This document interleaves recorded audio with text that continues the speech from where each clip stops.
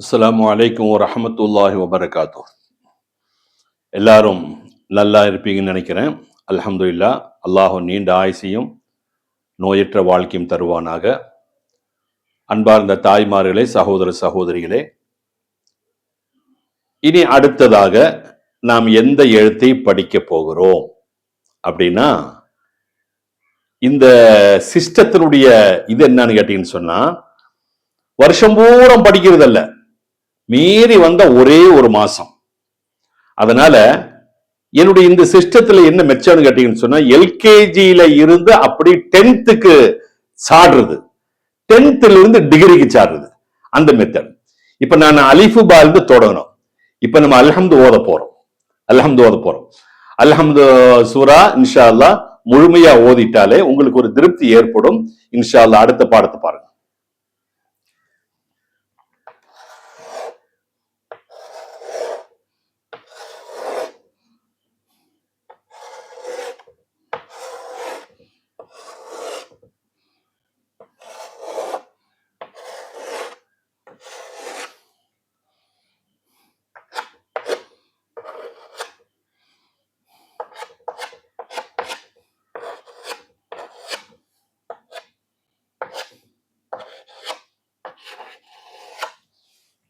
பாருங்க, தாதீது, தன்திந்துன், தாதீது.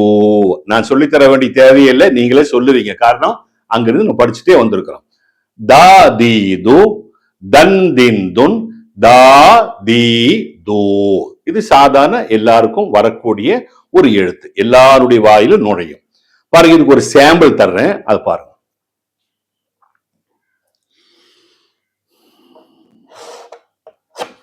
இது என்னங்க? ஆ இல்லையா?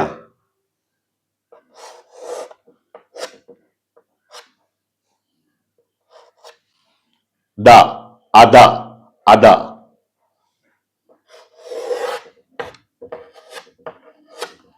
பொன், அத, பொன் எல்லாமே படிச்சு எழுத்து. ஆ, த, பொன். பாவம் படிச்சு எழுத்து. அத, பொன்.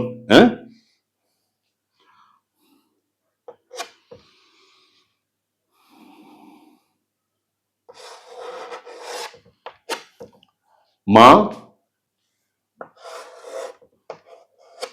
து, ஹுன், மது, ஹுன், மது, ஹுன்.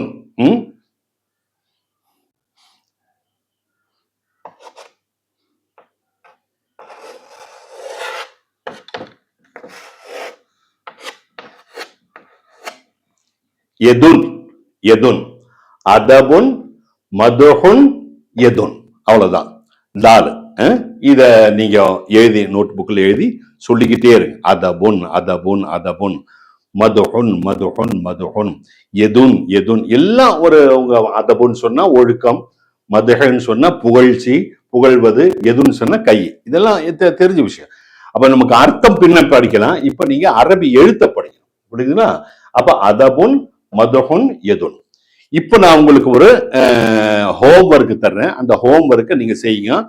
எந்த அளவுக்கு கேட்டீங்கன்னு சொன்னா, ஒரு 33 தடவை எழுதுங்களேன்.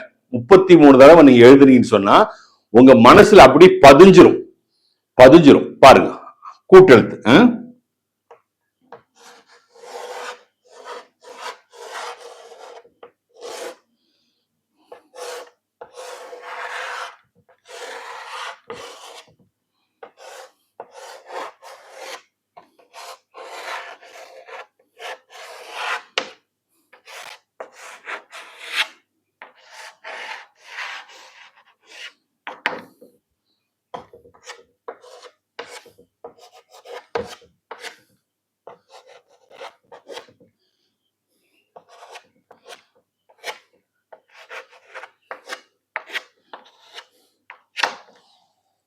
இதுதான் பிஸ்மில்லாஹ்வுடைய ஒரிஜினல்.